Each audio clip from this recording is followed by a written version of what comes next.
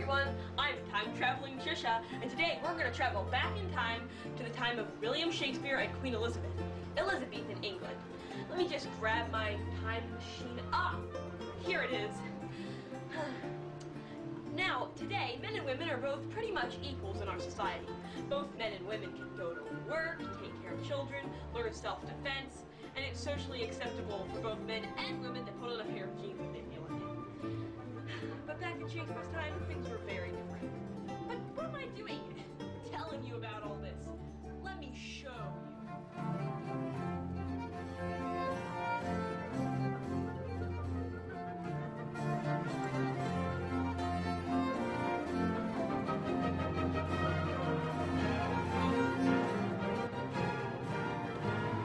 Here we are in bustling England in the late 1500s. Queen Elizabeth is on the throne, and Shakespeare is probably around here somewhere writing Romeo and Juliet or something. If you believe he wrote the plays at all, but that's not important right now. Huh? What's this? I know what it is. Projected key points so that you can write down what you're learning if you choose to. Nifty. Anyway, come on, let's go observe the men. Let's go observe the men and women of Elizabethan times. What were their roles? What were their ways of life? Let's find out.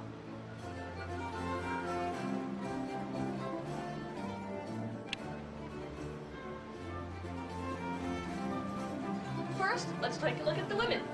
Here comes them now. In Elizabethan times, women were generally expected to be housewives and mothers, and being the breadwinner of the family was unacceptable if one was female.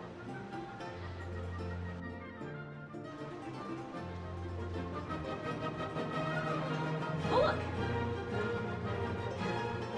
Girls of noble birth could normally be taught by tutors, normally beginning from the age of 5, sometimes even younger.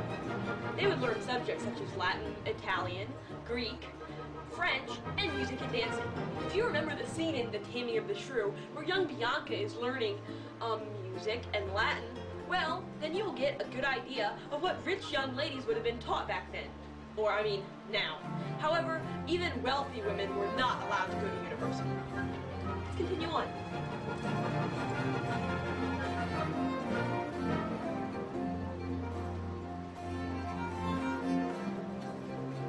Commoner girls never received any kind of formal education. At home, they would learn the duties of a housewife and how to care for their household in preparation for the ultimate goal, marriage. Yep. In fact, if all of you lived in Elizabethan times, a lot of you would be married by now. The legal age for marriage was age 12. But most of the time, young girls wouldn't get married for a few more years after that. If a woman didn't get married, her neighbors would likely call her a witch. So staying single was not really an option back then.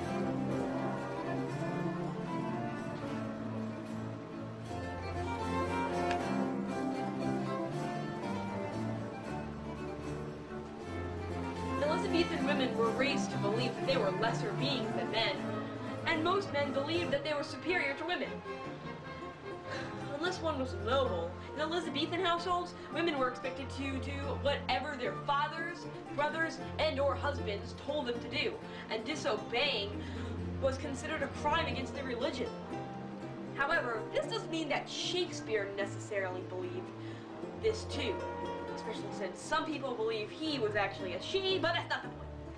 Anyway, Shakespeare's plays are full of strong female characters.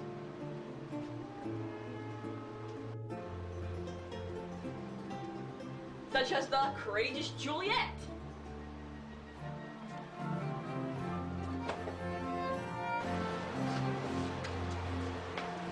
The feisty and witty Beatrice.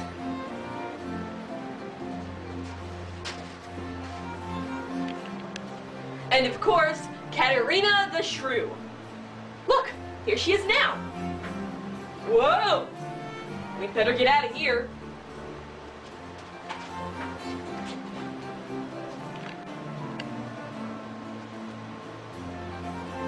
In Elizabethan times, men were born to be masters of their households. As children, boys both wealthy and poor would go to school, and later at university if they could. Children were cherished, as back in Elizabethan times, well, many kids did not make it past infancy. Although as children, boys were subservient to their parents and raised to be obedient, they were taught that as adults they should protect their wives and find a respectable occupation to care for their families.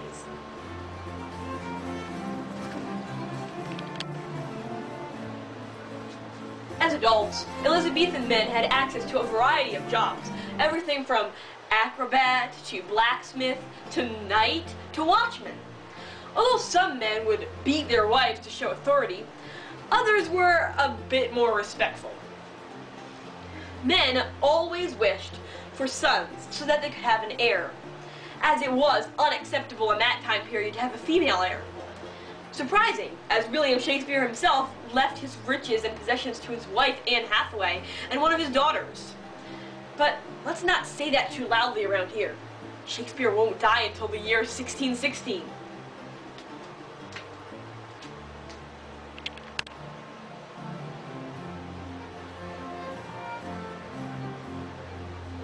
In Shakespeare's time, plays were performed in areas such as the Globe Theatre, as you probably already know.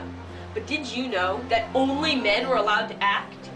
Yes, if you were to watch a play here, the characters, such as the beautiful Juliet and the suicidal Ophelia, would actually be young boys in costumes.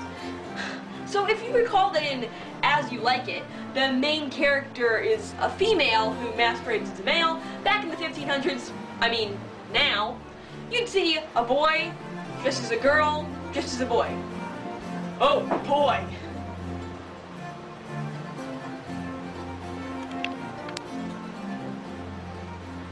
I think our time here is just about done.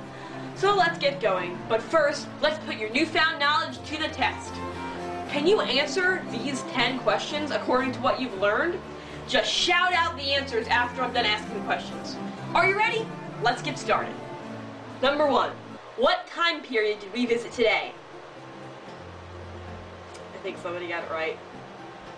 In Elizabethan England, were women expected to have occupations? Next question.